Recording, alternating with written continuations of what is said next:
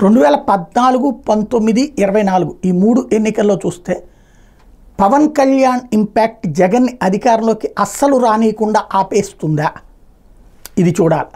ఎందుకంటే 2014లో తెలుగుదేశానికి బీజేపీ కూటమికి పవన్ కళ్యాణ్ మద్దతు ఇవ్వడం వల్ల కాపు సామాజిక వర్గంలో మెజారిటీ ఆ కూటమికి ఓట్లేశారు, విజయం సాధ్యమైంది.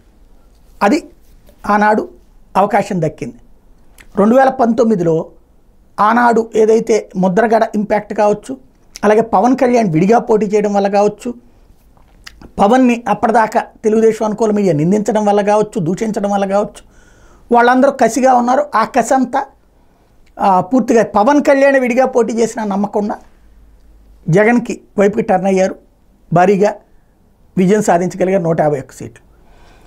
అదే పవన్ కళ్యాణ్ మొన్నటిసారి నేనే నుంచుంటాను, నా వెనకాల నిలబడండి అంటూ కాపుల్ని ఇంతవరకు కమ్మ సామాజిక వర్గం పోలరైజేషన్ ఉంది, రెడ్డి సామాజిక వర్గం పోలరైజేషన్ ఉంది, కాపు సామాజిక వర్గం పోలరైజేషన్ లేదు, అటో ఇటో అన్నట్టుంది. ఇప్పుడు ఒక పార్టీకి పోలరైజేషన్ చేసేసుకోగలిగాడు, తన వెనకాల ఉండేటట్టు చేసుకోగలిగాడు.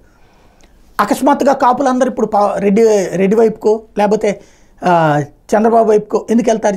జగన్మోహన్ రెడ్డి వైపుకో చంద్రబాబు వైపుకో.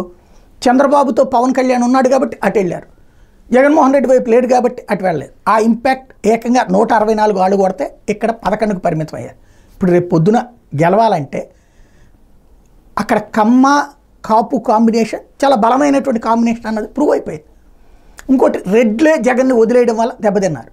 ఇప్పుడు రెడ్లను వెనక్కి తెచ్చుకోవడం ఒకటి, వాళ్ళని మళ్ళీ కన్విన్స్ చేసుకోవడం ఇంకొకటి, కాపు సామాజిక వర్గానికి సంబంధించి మళ్ళీ ఇటు పక్కకు వస్తారా అసలు పవన్ని వదిలి?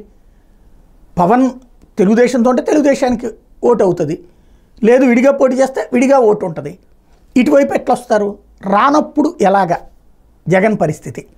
పవన్ అయితే తెలుగుదేశాన్ని వదిలి యువతలకు రావాలని సిద్ధంగా లేడు, రాబోయే 10-15 ఏళ్ల పాటు అలాగే ఉండాలనుకుంటున్నాడు.